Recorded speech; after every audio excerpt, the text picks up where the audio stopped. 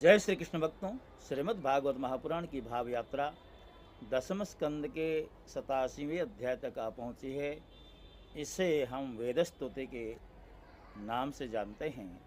राजा परीक्षित ने प्रश्न किया है, भगवान ब्रह्म कार्य और कारण से सर्वथा परे हैं। सत्व, रज और तम ये तीनों गुण उसमें है ही नहीं।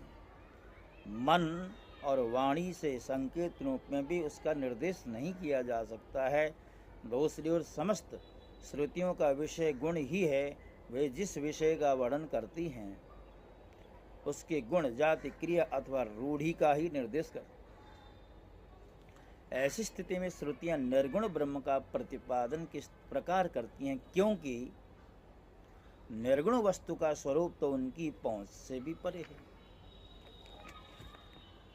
तो सुखदेव जी ने जैसे ही राजा परीक्षित के प्रश्न को सुना है, सुखदेव जी ने कहा, हे राजन, भगवान सर्वशक्तिमान और गुणों के निदान हैं। श्रुतियां स्पष्टतः सगुण का ही निरूपण करती हैं, परंतु विचार करने पर उनका तात्पर्य निर्गुण ही निकलता है।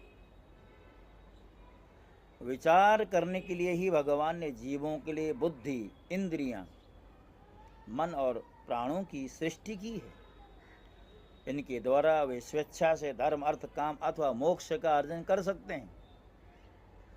प्राणों के द्वारा जीवन धारण, श्रवण आदि इंद्रियों के द्वारा महावाक्य आदि का श्रवण, मन के द्वारा मनन और बुद्धि के द्वारा निश्चय करने पर श्रुतियों के तात्पर्य निर्गुण स्वरूप का साक्षात्कार हो सकता है। इसलिए श्रुतियां सगुण का प्रतिपादन करने पर भी वस्तुतः निर्गुण परक ही है।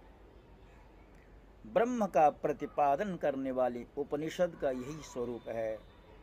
इसे पूर्वजों के भी पूर्वज सनकादि ऋषियों ने आत्मनिश्चय के द्वारा धारण किया।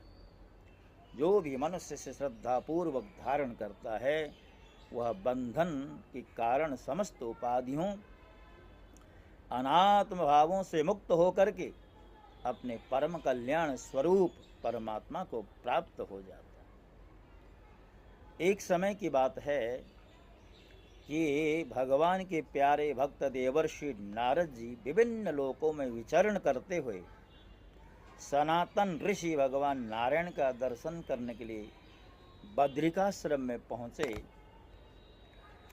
भगवान नारायण मनुष्यों के अभ्युदय अर्थात लौकिक